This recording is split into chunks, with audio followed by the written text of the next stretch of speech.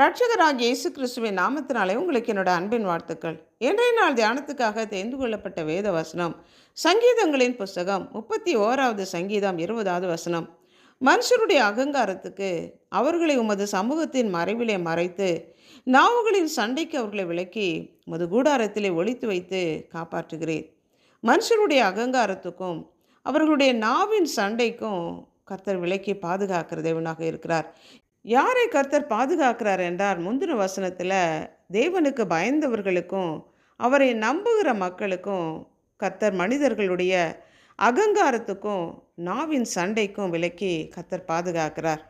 கூடாரம் என்பது நாம் தங்கி இருக்கிற ஸ்தலம். நம்முடைய வீடு எப்படி மழைக்கும் வெள்ளத்துக்கும் வெயிலுக்கும் திருடர்களுக்கும் நம்மை விலக்கி பாதுகாக்கிறதோ, அதே போல தேவனாகிய கர்த்தர் எல்லா பொல்லாப்புக்கும் இக்கட்டுகளுக்கும் நம்மை விலக்கி பாதுகாக்கிறார். பாவத்தை மறைக்கிறவன் வாழ்வடைய மாட்டான், அவைகளை அறிக்கை செய்து விட்டு விடுகிறவனோ இரக்கம் பெறுவான் என்று நீதிமொழிகளில் வாசிக்கிறோமே.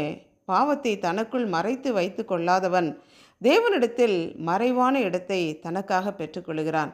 தேவனிடத்தில் நம்ம எல்லா காரியங்களையும் அறிவித்து அவரிடத்திலே மன்னிப்பை பெற்றுக்கொள்கிற மனிதனுக்கு கர்த்தரிடத்திலே மறைவான இடம் உண்டு, பாதுகாப்பு உண்டு. அவரே நமக்கு கேடகமும் கோட்டையும் அரணும் இரட்சண்ய கொம்பும் துரகமுமாக நம்மை பாதுகாக்கிறவராக இருக்கிறார். தீங்கு நாளில் அவர் என்னை தம்முடைய கூடாரத்திலே மறைத்து என்னை தமது கூடார மறைவிலே ஒளித்து வைத்து ஏற்ற வேளையிலே கண்மலையின் மேல் என்னை உயர்த்துவார் என்று சங்கீதம் 27 வாசிக்கிறோமே. கர்த்தரிடத்திலே மாத்திரமே நமக்கு பாதுகாப்பு உண்டு. ஏற்ற வேளையிலே நம்மை உயர்த்துகிற தேவனாக இருக்கிறார். நீர் எனக்கு மறைவிடமாக இருக்கிறீர், என்னை எல்லா இக்கட்டுக்கும் விலக்கி காத்து இரட்சண்ய பாடல்களை என்னை சூழ்ந்து கொள்ளும்படி செய்கிறேன் என்று சங்கீதக்காரன் பாடுகிறான். தேவனாகிய கர்த்தர் ஒருவரே நமக்கு பாதுகாப்பு அடைக்கலமாக இருக்கிறார். கர்த்தர் நாமம் பலத்த துருகம், நீதிமான் அதற்குள் ஓடி சுகமாயிருப்பான். அவர் நாமம் மாத்திரமே நமக்கு பாதுகாப்பு. அவர் ஒருவரே இந்த உலகில் பாதுகாப்பான இடம்.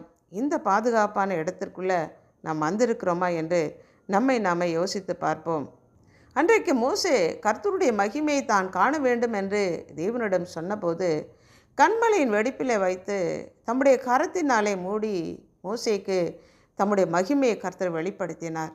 உன்னதமானவருடைய மறைவு, சர்வ வல்லவருடைய நிழல், அதுவே நமக்கு பாதுகாப்பு.